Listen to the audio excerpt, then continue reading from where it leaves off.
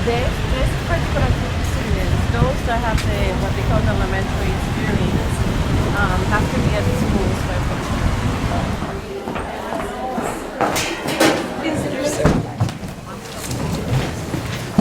Polish and German. It was, I mean, to me, South Omaha was always so diverse. It was just such a multicultural area back then. And you went along and you just saw, so, you know, Lithuanian bakery, and there was the Polish butcher guy, and it was just such a...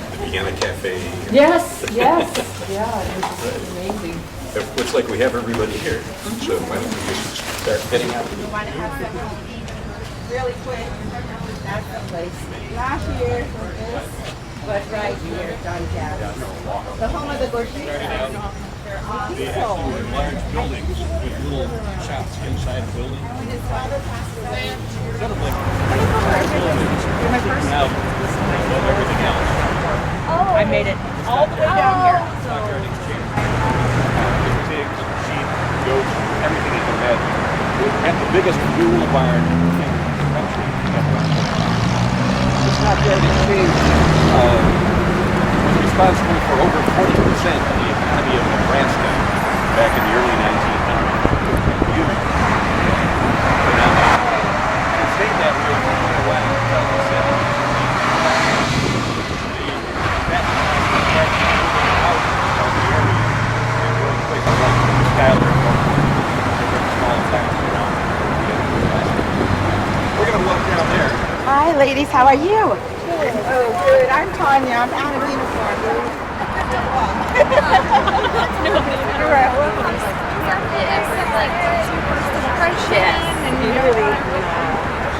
Although people tell me it wasn't so much of a home as it was a meeting place. Just let me know. We can put a little smiley face on your face. This is Laverne, our favorite. Waitress, like drink server or something. Yeah. Oh, popular. Yeah, my whole life. My parents both lived actually on 42nd Street. Really? Went 42nd? to St. Bernadette and then Oh. to Omaha Gross. So Yeah, nice. Have you traveled here before? I've been here before in one of my other classes. We went to Jackson Elementary School and helped out there, and I loved it. And you loved it, so you came back for some more. Yeah, but I'm excited to come back for just a good experience here. Ah, well, we're happy that you're here. How long have you been in Omaha? 75. My family moved here from Taiwan. There were so many migrants because of the Stockyard exchange. I mean, the answer to why there were so many migrants is because there was a stockyard exchange, as a matter of fact, on packing houses and all that kind of thing, meat packing. But the question would be, well, you know, once they get enough of a workforce, why would they keep bringing more people in? Any guesses? What happened was the people who worked in the packing houses, after a while, would start getting tired of working too many hours, too hard, for too little pay. And they would either call a independent strike or try to organize a union or something like that. The packing house owners would then respond by firing them all, locking them out, whatever, and bringing in a new group of workers, and preferably who were from a different ethnic background, so that they wouldn't cooperate with the ones that were already there. Oh. This created a lot of tension as time went on. Because each group that came in often was strike breakers for the previous group. That created a lot of tension. Oh, wow. In 1905, students in some grade schools in South Omaha locked the teachers and the adults out of the school in protest of all the Japanese students who had been brought in because their parents were brought in as strike breakers the year before. You don't think of Omaha having Japanese folks, but we do. There's a jeweler downtown who at one point was a city council person. Takechi, I think is how you pronounce his name. And he's part of that. There was a whole a riot against the Greeks that were brought in about 1920 or so, because one young Greek man, and at this point Greeks had not been admitted into the club of white folks, was seen making out with a young white woman, and an Irish cop spotted this happening. They decided to break it up. The young man and the cop struggled. Somehow the cop ended up being shot with his own pistol. That created a lot of tension, again, because the Greeks had been brought in as strikebreakers, and this one got big. There was a riot. After a day or two, a riot happened that ethnically cleansed all the Greeks in Omaha. They drove them out of town, literally. They had to jump trains, hitchhike out of town. The neighborhood that they lived in was burned down. One of the few remaining families is the family of Alexander Payne, who you may have heard of, who is the film director.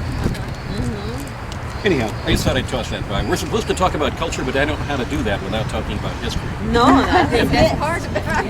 And this is Tanya, who's the other leader of the group. So Tanya, I'll let you take over for a bit. Oh, We can sure. continue walking Thanks, down. Jack. Yeah, we'll walk up there. I see her hanging something. Yes, these are little Jacobas. You guys will have to check that out when you come down to South Omaha. Yeah, go to Jacobos. That's where I found my groceries. There's no way I could go to groceries unless I go to Jacobos or one of those. Even go near. Have you all been to South Omaha before, or this is the first time? First time. But the diversity here is amazing. Check us about Bohemians, and there's a very strong Latino community, but it's not everything. It's a big melting pot. When you come up over here, you'll see lots of the shops, the quinceañeras. When the girls turn 15, they're celebrated, and there's probably 5 or 6 shops dedicated just to that. Sadly, Sandra, you have to tell us about this building. You want to have something to eat really quick. That's the place. Last year was this, but right here, Stockyards, the home of the Gorditas. They're awesome. They actually were large buildings with little shops inside the building. When his father passed away, Sort of like what we have now, but smaller. We'll pass a couple of malls on the way down here. Walking tour. all Walking along here, tour. the item shoppings have a telephone so that people can call them to us. And you just go in there and call like in this shop. Kind of like a lot of little baby Walgreens. And on the tops of the building, that's where you see all this ornate architecture that's not duplicated anymore. We do the different buildings and go together, but I don't quite remember that.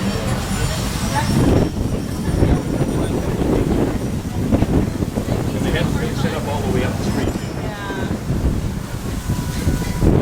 Maybe we see it from the back, it doesn't look that bad. So if I see that one from the car, it doesn't look that bad. Mexicans in the area, so they changed the name from Chicano to Hispanic to try to cover everybody. There's quite a few Guatemalans actually living in South Omaha. Salvadorans. Awareness helps us a lot. And there's amazing murals inside and outside of all of these buildings, along with some creative, new tagging. So that's actually artistic, so I don't mind for that.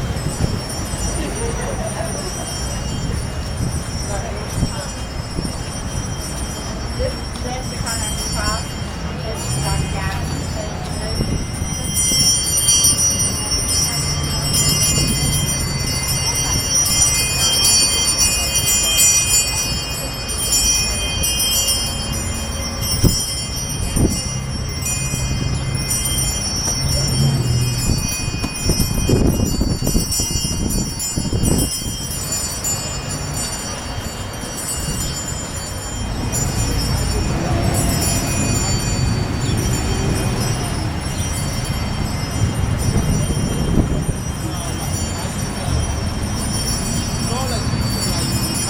And when he went to war, it lasted quite a while.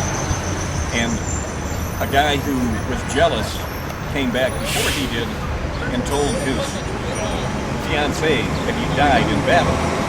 She became very sad, stopped eating, and died. And then, of course, he came back. So he carried her body off in the distance, and with a a whole bunch of warriors erected a mound and placed her body on top of it. And then, of course, he was very sad, so he died. The two of them became the two volcanoes that you see off in the distance there. And they are located on the edge of the town of Puebla in Mexico. It turns out there's a third mountain. All three of them are volcanoes, one sort of another. And the third one is the guy who told the tale about the fiancée, and he became so distraught that he caused this tragedy that he went off and died, and he became the third mountain. And Popocatépetl is an active volcano. It was rumbling actually back in the spring of this year, sending out smoke and so forth, but no explosion. That's to the right. Anybody know what the legend is behind the eagle and the snake? Selling, what do they call those things? Not popcorn. They're big wheels, and they're made out of some type of like, no, it's made out of what they call pig something. Oh, are they chicharrones? Pork rinds. I don't know. Yeah. But you see a lot of street marketing.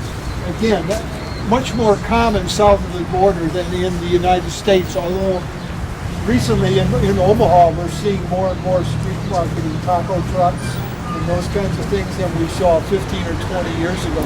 But you see a lot of street marketing, just individual people doing stuff on the street.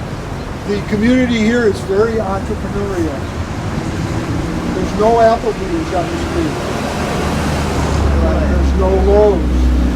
There's no people on the street. And these are all entrepreneurs up and down the street.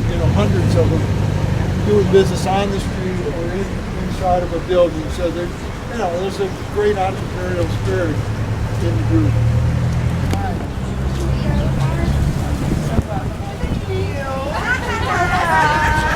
Are you guys having fun?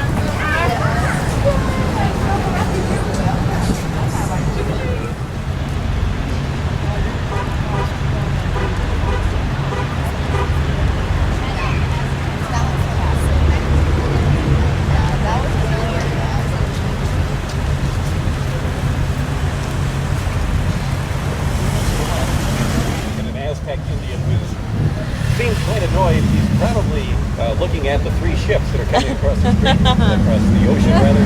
Yeah. The Nina, the Pinta, and the Santa Maria.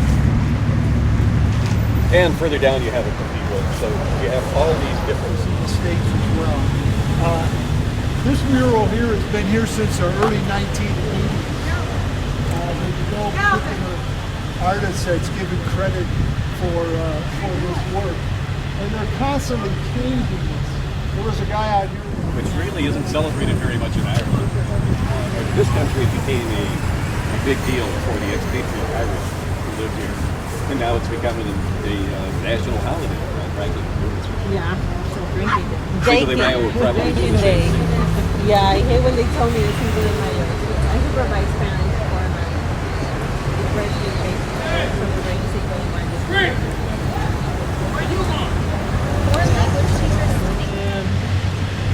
They show the Aztec head, then you see pictures of Pancho Villa, the wheels of Pancho,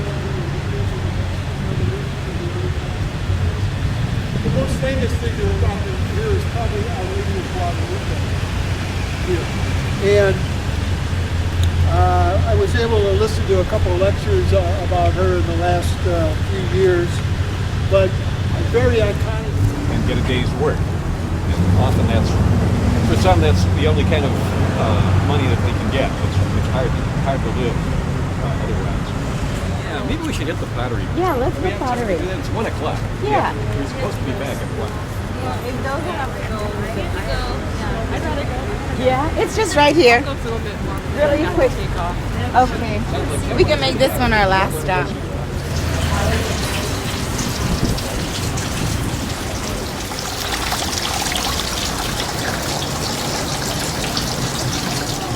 Downstairs is the same size, and here you have all these pictures. And they're in Maryland, Monroe, and back there. They're all strangers.